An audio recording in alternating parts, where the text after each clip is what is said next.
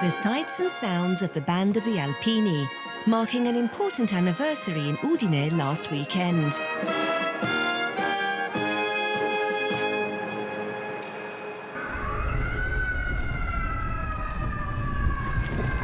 "50 years ago, on May the 6th, 1976, an earthquake devastated the city and the wider Friuli region.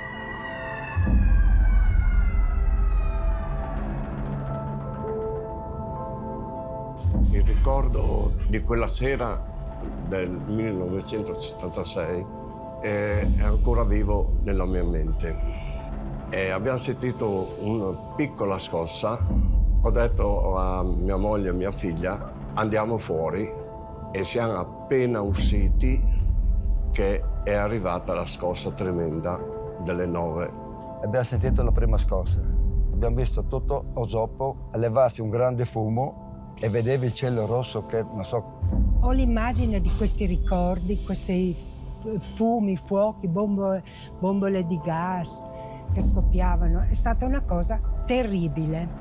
Io ho detto, dato che i miei abitavano in paese, ho detto, a casa mia sono tutti morti, difatti è andata così. Ho avuto come un blocco di memoria e mi ricordo che vedevo il cielo verso Venzone tutto rosso. Ho visto una casa che ballava. Questo è il mio ricordo di tutto. Un momento di fratellanza fra la gente. In the aftermath, thousands of volunteers joined the Alpini Corps to help with the reconstruction. Quell'anno del terremoto, a parte tutta la disgrazia e tutto, però per me è stato un anno tanto di fratellanza, ci si aiutava in tutti i sistemi, era un bel vivere.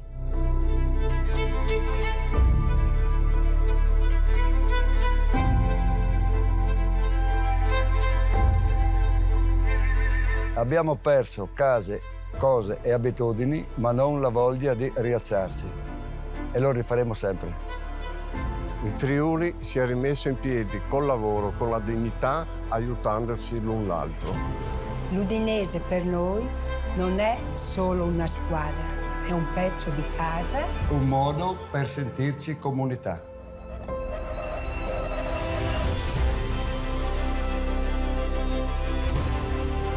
On match day 35, Udinese marked the anniversary with a message on their shirts.